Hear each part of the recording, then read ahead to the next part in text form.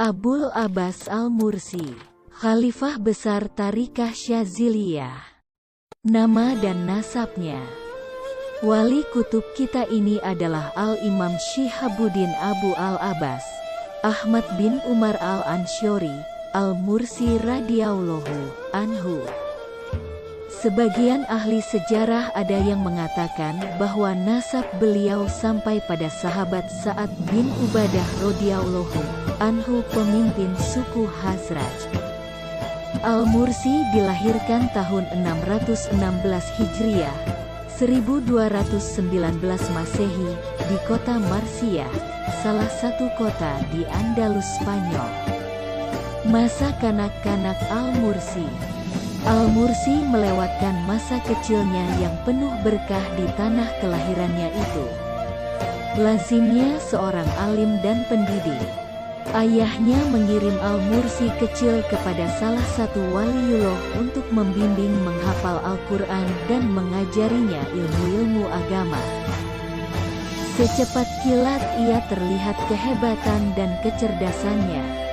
Lebih dari itu, ia yang masih sekecil itu telah memperoleh anugerah Allah berupa cahaya ilahi yang merasuk dalam kalbunya.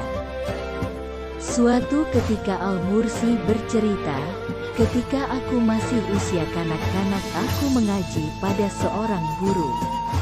Aku menorehkan coretan pada papan. Lalu guru tadi mengatakan, seorang sufi tidak pantas menghitamkan yang putih. Seketika aku menjawab, permasalahannya bukan seperti yang Tuan sangka. Tapi yang benar adalah seorang sufi tidak pantas menghitamkan putihnya lembaran hidup dengan noda dan dosa." Al-Mursi kecil juga mengatakan, "Ketika aku masih kanak-kanak, di sebelah rumahku ada tukang penguak rahasia, peramal, lalu aku mendekatinya. Besoknya aku datang ke guruku yang termasuk waliullah. Maka guruku itu mengatakan padaku satu syair. Wahai orang yang melihat peramal sembari terkesima, dia sendiri sebetulnya peramal, kalau dia merasa masa muda." Al-Mursi meneruskan hidupnya pada jalan cahaya ilahi sampai menginjak dewasa. Semakin hari semakin tambah ketakwaan dan keimanannya. Ayahnya melihatnya sebagai kebanggaan tersendiri. Maka dia dipercaya oleh ayahnya untuk mengelola perdagangannya bersama saudaranya Muhammad Jalaluddin. Dengan begitu, ia telah mengikuti jejak orang-orang saleh dalam hal menggabungkan antara ibadah dan mencari rizki. Demi menjaga amanat ini, ia rela berpindah-pindah tempat dari kota Marsiyah ke kota lainnya untuk berniaga, sambil hatinya berdetak mengingat Allah Subhanahu wa Ta'ala. Pada tahun 640 Hijriah, kedua orang tuanya bersama seluruh keluarga berkeinginan menunaikan ibadah haji. Tapi sayang, takdir berbicara lain. Sesampainya di pesisir Barni, kapal mereka terkena gelombang. Banyak penumpang kapal yang meninggal termasuk kedua orang tuanya. Singkat cerita, Al-Mursi muda dan saudaranya melanjutkan perjalanannya ke Tunis untuk berdagang, meneruskan usaha ayahnya. Pertemuan dengan Asy-Syadzili. Al-Mursi menceritakan perjumpaannya dengan Syaikh Abu Al-Hasan Asy-Syadzili sebagai berikut. "Ketika aku tiba di Tunis, waktu itu aku masih muda, aku mendengar akan kebesaran Syaikh Abu Al-Hasan. Lalu ada seseorang yang mengajakku menghadap beliau. Maka aku jawab, aku mau beristikharah dulu. Setelah itu aku tertidur dan bermimpi melihat seorang lelaki yang mengenakan jubah, burnus hijau sambil duduk bersila.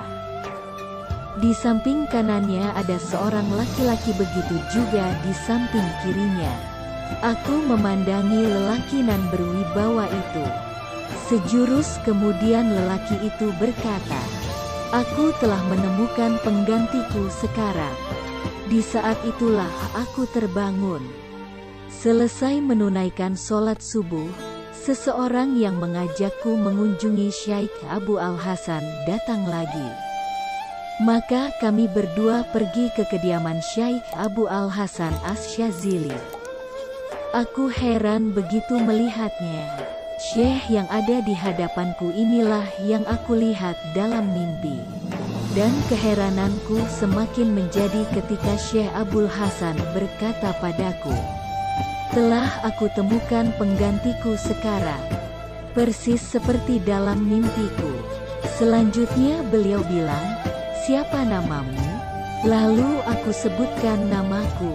Dengan tenang dan penuh kewibawaan beliau berujar, "Engkau telah ditunjukkan padaku semenjak 20 tahun yang lalu." Semenjak kejadian itu Al-Mursi terus mendapatkan wejangan-wejangan dari gurunya Syaikh Abu Al-Hasan ini.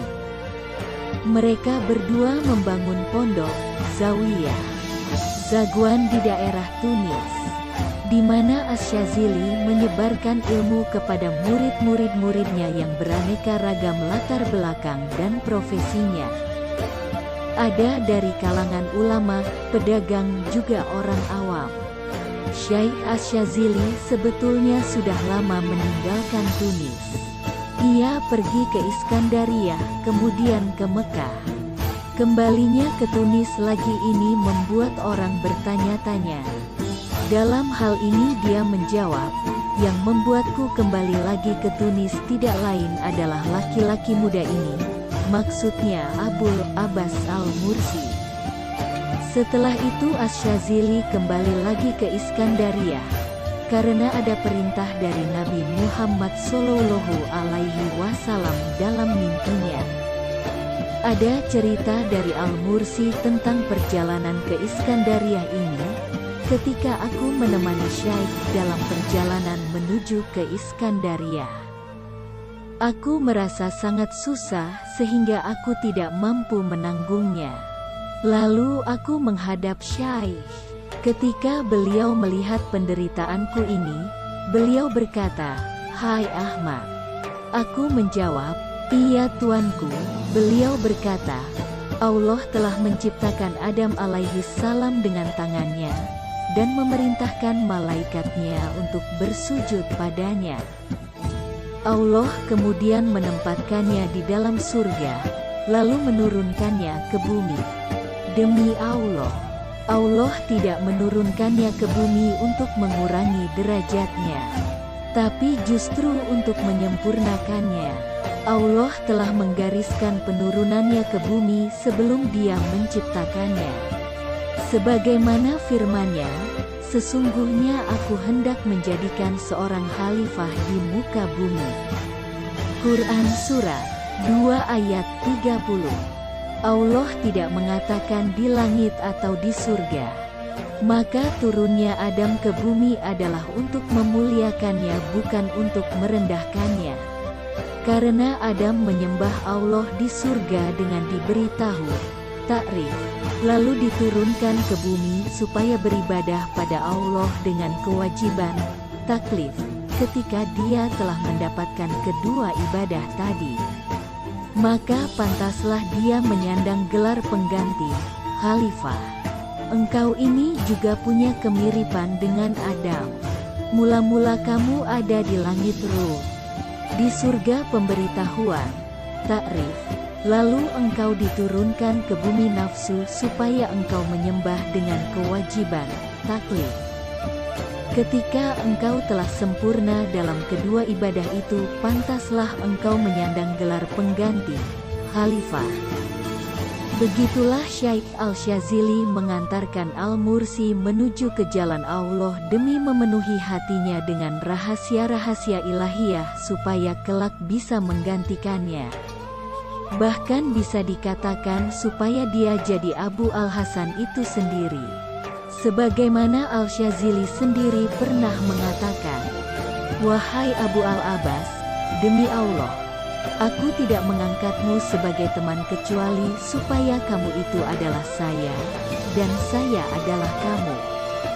Wahai Abu Al-Abbas, demi Allah, Apa yang ada dalam diri para wali itu ada dalam dirimu, tapi yang ada pada dirimu itu tidak ada dalam diri para wali lainnya. Persatuan antara keduanya ini dijelaskan oleh Ibnu Athaillah Al-Askandari. Suatu ketika Syaikh Al-Syazili ada di rumah Zaki Al-Sarraj, sedang mengajar kitab Al-Mawaqif karangan Al-Nafari. Lalu beliau bertanya, "Kemana Abu Al-Abbas?" Ketika Syaikh Al-Mursi datang, beliau berkata, "Wahai anakku, bicaralah. Semoga Allah memberkahimu, bicaralah. Jangan diam." Maka Syaikh Abu Al-Abbas mengatakan, "Lalu aku diberi lidah Syaikh mulai saat itu." Pada banyak kesempatan Syaikh Al-Syazili memuji ketinggian kedudukan Syaikh Al-Mursi. Beliau mengatakan, "Inilah Abu Al-Abbas. Semenjak dia sampai pada Marifatullah tidak ada halangan antara dirinya dan Allah Subhanahu wa Ta'ala. Kalau saja dia meminta untuk ditutupi, pasti permintaan itu tidak akan dikabulkan." Ketika ada perselisihan antara Syaikh Al-Mursi dengan Syaikh Zakiyuddin Al-Aswani, Syaikh Al-Syazili berkata, "Wahai Zaki, berpeganglah pada Abu Al-Abbas. Karena demi Allah, semua wali telah ditunjukkan oleh Allah akan diri Abu Al-Abbas ini. Hai Zaki, Abu Al-Abbas itu seorang laki-laki yang sempurna." Hal yang sama juga terjadi ketika ada perselisihan antara Syaikh Al-Mursi dengan Natli bin Sultan. Syaikh Al-Syazili mengatakan, "Wahai Natli, tetaplah bersopan santun pada Abu Al-Abbas. Demi Allah, dia itu lebih tahu lorong-lorong langit dibanding pengetahuanmu akan lorong-lorong kota Iskandaria."